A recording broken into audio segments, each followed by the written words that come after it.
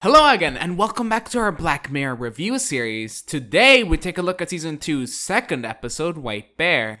White Bear might be the most divisive episode Black Mirror has to offer. Some people love it and consider it to be the best episode in the series, and others, like me, are sort of indifferent about it. I mean, I wouldn't say I disliked it, but I wouldn't say I liked it either. It's just sort of stuck in the limbo between enjoyable and frustrating for me. Anyways, the plot here is that everyone is suddenly mind-controlled into filming horrible acts of violence with their phones and doing nothing to stop them. Then there's these other people who weren't mind-controlled that are like having their kicks out of killing other people who also weren't mind-controlled, and it's just so silly. Like, the biggest problem I have with this episode is the first half. Like, all of it. It just doesn't work for me. It's sort of similar to my thoughts on Be Right Back, link here, in which I thought the first half was great, but the second half not so much. This is pretty much the same deal, but in reverse. Anyways, the episode goes on for 30 minutes with this god-awful plot, and was shaping up to become the worst Black Mirror episode until the plot twist. So, turns out that the whole phone apocalypse thing was staged. What we actually saw was punishment for the MC, Victoria, for recording her boyfriend kidnapping and killing a little girl and doing nothing to stop him or intervene. And because her boyfriend killed himself before going to trial, the entire public blame for the little girl's death is put on her. So, instead of putting her in jail like normal people, they instead decide to make a park in which Victoria has to go through this phone recording apocalypse every single day. The people recording her being paying customers. And then, at the end of each quote-unquote performance, they wipe her memory clean so they can do it all over again the next day. Now, I got to admit, this twist is nothing short of brilliant. Like, I did not see it coming at all. However, as much as I like the twist, it really can't make up for how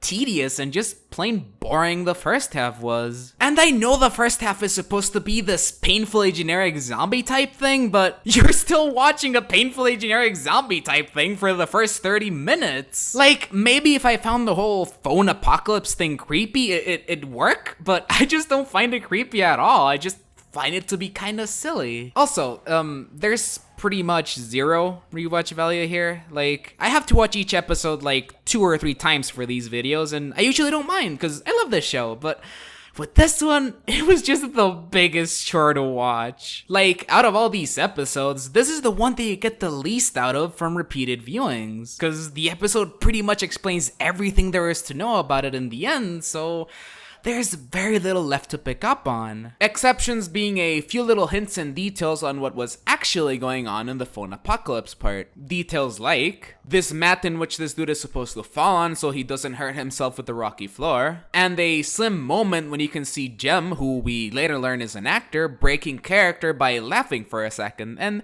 I gotta admit, these were a really nice touch, if they were intentional, which I'm assuming they were. Now, let's talk about the most interesting aspect of White Bear, the Justice Park. I think this whole park thing is taking the idea of eye for an eye and cranking it up to the max. Every single detail in Victoria's punishment is lifted directly from her crime. For example, her defense plea was that her fiancé had pressured her into helping him, maintaining she was under his spell. So what they do in the park is that they grab that concept and make it literal. The TV signal that mind controls everyone in the park is supposed to be the boyfriend. The people who got mind controlled and are recording everything are supposed to represent Victoria and her incriminatory actions. And Victoria herself is supposed to be the little girl. Ultimately, what they're doing here is putting Victoria into her victim's shoes. The way they achieve this is by deleting her memories and therefore making her innocent.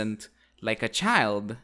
Also, I think this episode is also commentating on the mentality that a lot of folks have, it being that criminals are irredeemable human garbage that are better off dead. You know, I've always been the type of person who can never make up his mind. The type of person that sees and understands both sides, as you could probably tell by my thoughts on episode 3, link here by the way. What I'm trying to say here is that I can understand why people have this mentality. I do. As sick and disturbing as it is, and as much as I disagree with it, I still understand where these people are coming from. Why? Because, well, I live in the, and I quote, murder capital of the world, so I can see why a lot of people, especially here, would have that mindset. Anyways, when it comes to White Bear, however, I see no redeeming qualities whatsoever. I have no idea how anyone could come to this park under the guise of she deserves it or justice. This whole concept of a park in which they torture criminals is fucking disturbing. Good God. Anyways,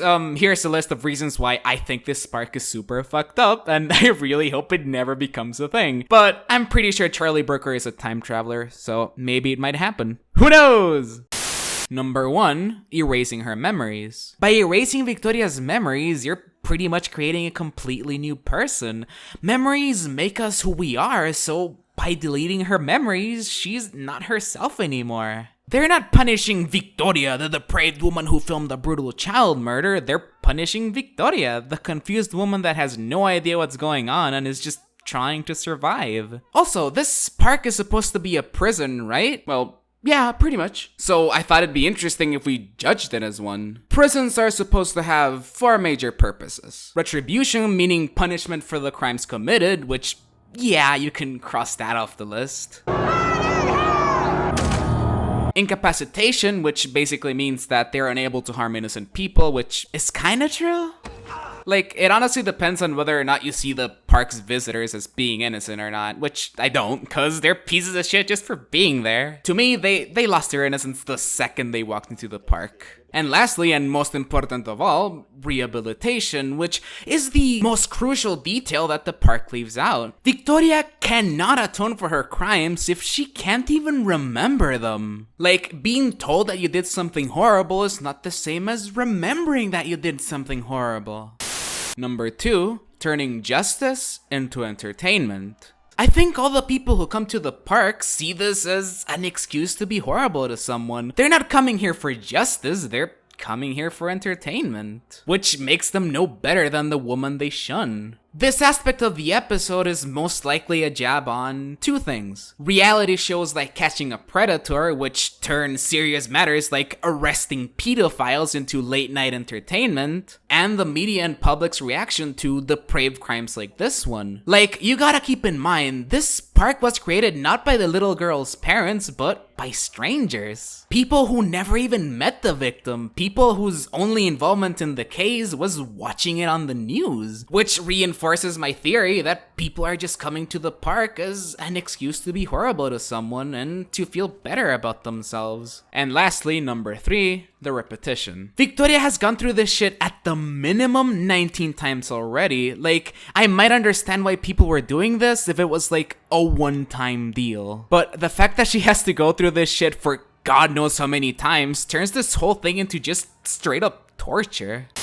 Anyways, to wrap things up, I really wish I liked this episode more. I really do, but I'd be lying if I said I did. However, I do respect it a lot. I think the concept for this episode is great, but as I said before, the fact that I find 30 minutes of this 45-minute episode to be unbearable brings it down a few points. However, I still see this episode as being one of the smartest episodes in the series, and I can see why so many people consider it to be their favorite. And yeah, that's that. Thanks for watching.